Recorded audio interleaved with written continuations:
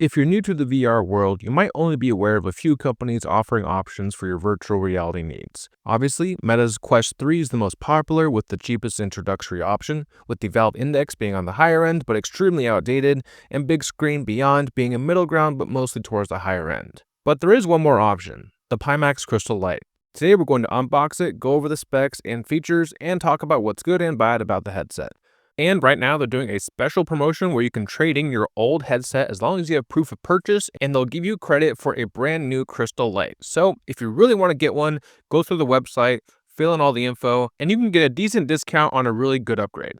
Full disclosure, Pimax gave me this headset to try for 2 months, but I'm not being paid for this review and I won't hold back any criticisms of the headset I find. Right out of the box, we have the headset itself, 2 controllers that use USB-C, internal charging batteries, international power adapter options so anyone from any country can use the headset, 2 USB-A to USB-C charging cords, power brick itself with a slot to choose whichever adapter you need, which is as easy as simply sliding it on, a combined USB-A and DisplayPort cord attached to the headset, and the power converter plug-in. From there, simply plug in the power, the USB-A into a USB-A 3.0 slot, and the DisplayPort, and you're pretty much good to go. Download the Pimax app to set up the headset. The app itself is packed full of features, both live and experimental, allowing you to adjust IPD with precision, color, refresh rate, and more. There aren't a lot of companies that give you such in-depth control over the headset, so Pimax definitely gets a win for allowing you to customize so many different options for your headset. You don't really need to go through any of these options, but it's nice to have the ability to if you find yourself wanting to adapt things later. The setup process is pretty easy, but at the time of making this video, the instructions tell you the wrong button to press to pair the controllers, saying it's the 3 lines and not the pi symbol. However, I was assured the company would be fixing this, and they will hopefully have done that by the time this review comes out. The headset is really comfortable in theory, but takes a while to find the right fit for your head after moving the straps and IPD dial. I'll admit, it took me a long time to find a good fit for the headset, and I started to get a little frustrated since my Quest 3 sweet spot is so large I didn't really have to mess with anything to get it perfect.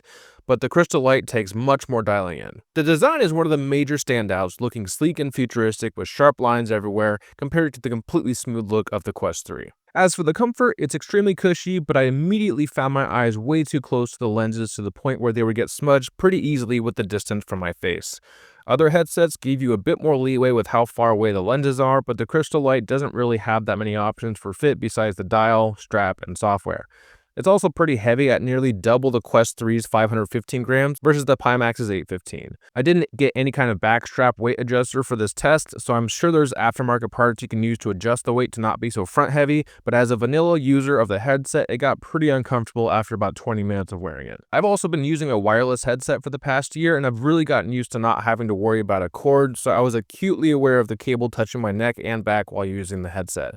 Although the longer you're in the game, the less you notice it, but it never truly gets out of my mind, especially with fast-moving games where I'm moving around a lot. That being said, because it's a wired headset, you never have to worry about charging it or about wireless compression. What you plug in is what you get, and oh boy do you get it. This is by far the sharpest headset I have ever used.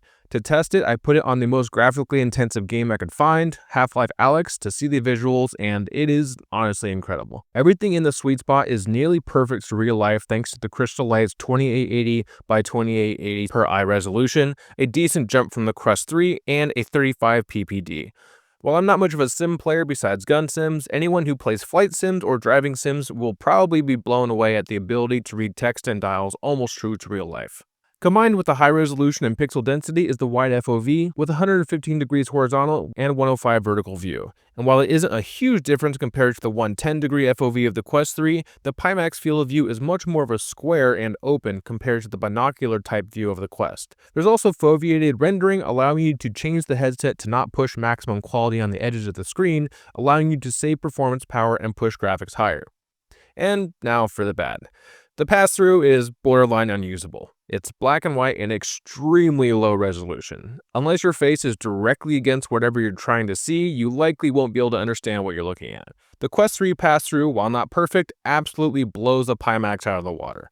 But that's not the worst bit, and I'm sure people will disagree with this next point. With the Quest 3, there's enough room at the bottom of your nose to look down and, let's say, read a text or see where you're going, and while the light leak is a little bit distracting, you forget about it pretty quickly.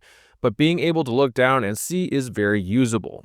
But the Pimax has such a good light leak mitigation that you straight up just cannot see anything when you look down, which wouldn't be a problem if the pass-through was actually usable. But since it's like looking through water-filled swim goggles, you really need a method to see where you're walking without taking off the headset. That being said, this is a wired headset, so it's not like you're going to be walking around a crazy large space. The speakers are decent and good enough for general gameplay, but there is an audio jack as well for those of you who want to use your own audio. So, after all, here's my takeaway. If you're a PC VR only player and don't want to deal with the pain of setting up a wireless system with the Quest 3, enjoy simulation games that require very high resolutions, and don't care about pass-through, the Pimax Crystal Light is going to be a decent choice for you. If you don't want to worry about the setup of the headset itself, want less weight on your head, and wireless, I would not recommend the Crystal Light.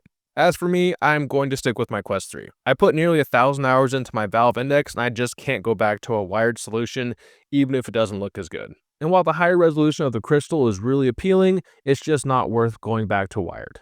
Thank you for watching.